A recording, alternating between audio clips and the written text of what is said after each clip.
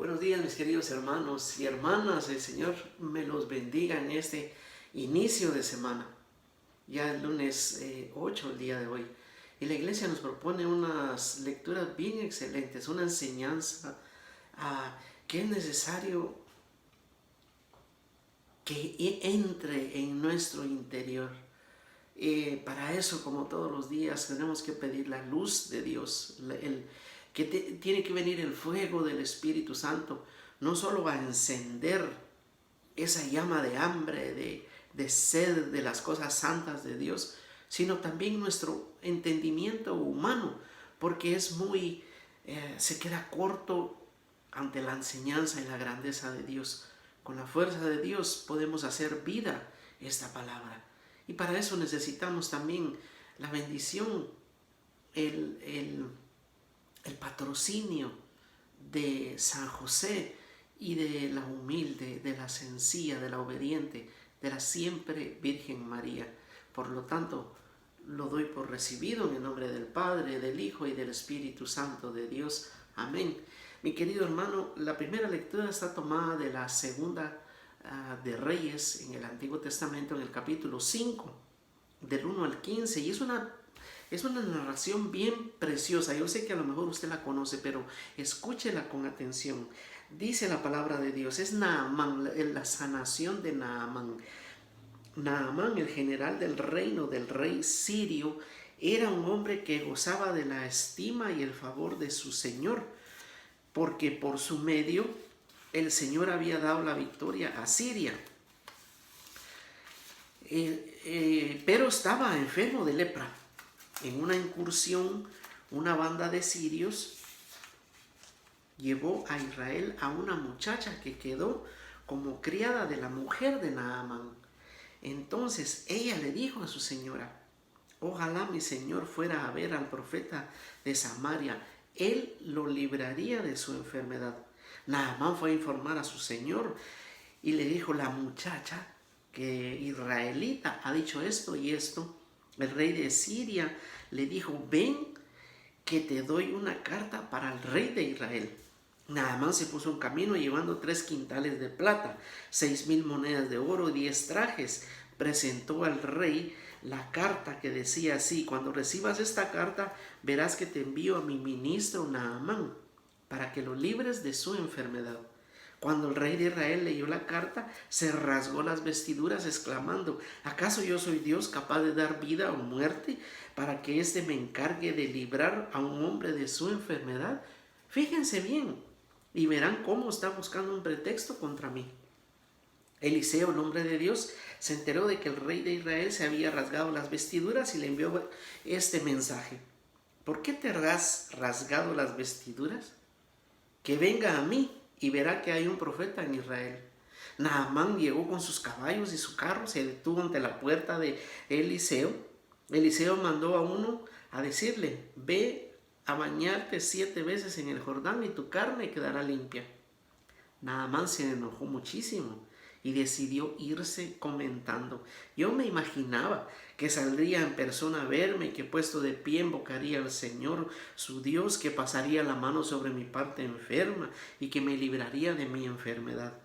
¿Es que los ríos de Damasco, el Habaná y el Farfar no valen más que toda el agua de Israel? ¿No puedo bañarme en ellos y quedar limpio? Dio media vuelta y se marchaba furioso, pero sus servidores se le acercaron y le dijeron: Señor, si el profeta te hubiera mandado una cosa extraordinaria, ¿no la habrías hecho? ¿Cuánto más si solo te indicó que para quedar limpio simplemente que te bañes? Entonces Naamán bajó al Jordán y se bañó 7 veces como había ordenado el profeta, y su carne quedó limpia como la de un niño. Volvió con su comitiva y se presentó al hombre de Dios diciendo: ahora reconozco que no hay Dios en toda la tierra más que el Dios de Israel. Palabra de Dios. Fíjese, mi querido hermano, que qué increíble esta historia que tiene que ver con el evangelio también que vamos a compartir. Naamán el sirio estaba con lepra. Pero en esos tiempos, acuérdense que cuando habían invasiones, cuando habían guerras, siempre agarraban esclavos, hombres y mujeres, mujeres para el servicio, hombres fuertes, esclavos para construcción, para inclusive para que sirvieran de soldados. Eran los que primero mandaban a las batallas para que murieran no les importaba. Pero esta muchacha la traen para servidumbre, y la gran bendición de Naamán es que esta muchacha llegara a su casa a servir. ¿Por qué digo que era una gran bendición de Dios? Porque esta muchacha tenía experiencia de Dios. Ella sabía que el profeta que estaba en su tierra era un enviado de Dios. Esa es la diferencia, mi querido hermano, entre tener experiencia de Dios, entre saber y conocer y tener la certeza de que Dios está conmigo, de que Dios me asiste. No importa el problema que esté pasando, no importa la situación que estoy pasando, yo doy testimonio de mi Dios y Padre. Mire, esta muchachita estaba de sirvienta, de esclava. Sin embargo, no se olvidaba de que su Dios es grande, de que su Dios es poderoso, de que su Dios es misericordioso. Es más, hasta testifica del poder de su Dios. Fíjese qué increíble. Y qué diferencia al rey. El rey sentado en su trono con todo el honor, con toda la comida que quisiera, con toda la libertad que tenía, con toda la autoridad. Cuando le presentan la solicitud, se muere de miedo. ¿Por qué? Porque su confianza está puesta en su ejército, en su gobierno, en su dinero, en sus posesiones. No está puesta en Dios. Ni siquiera tiene experiencia de Dios.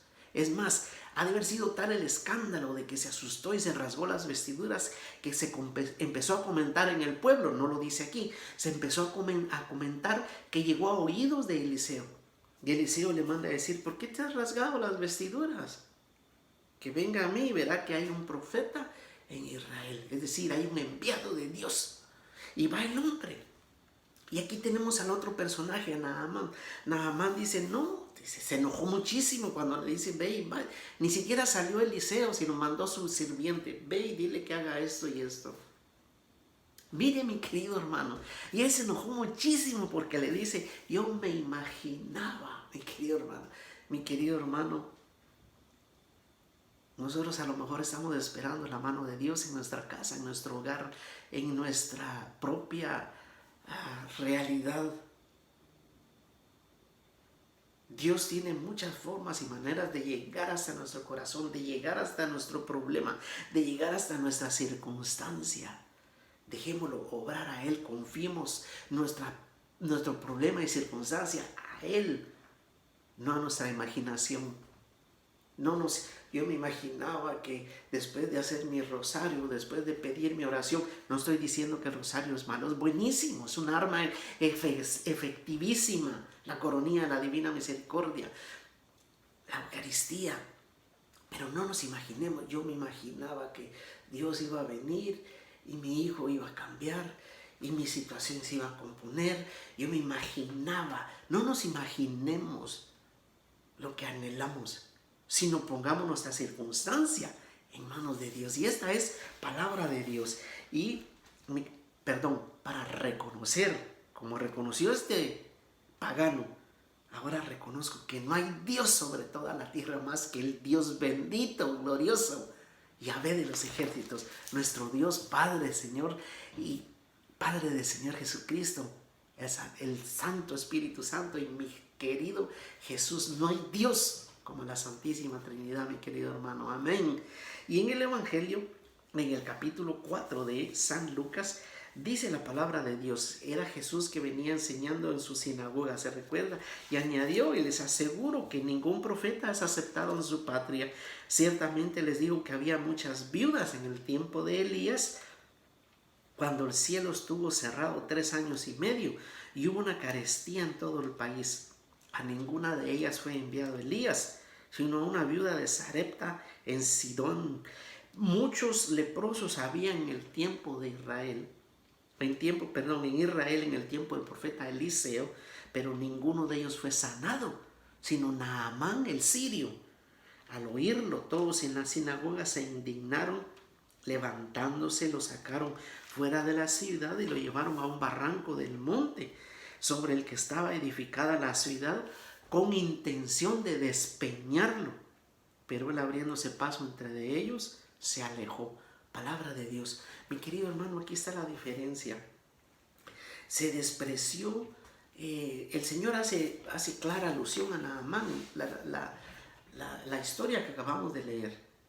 ¿En quién tenían puesta su confianza en aquel tiempo, en aquel pueblo, en aquella ciudad y en esa determinada circunstancia? Se repite ahora nuevamente entre el pueblo de Israel. Tienen al verdadero, no al profeta, al verdadero Hijo de Dios, y lo desprecian.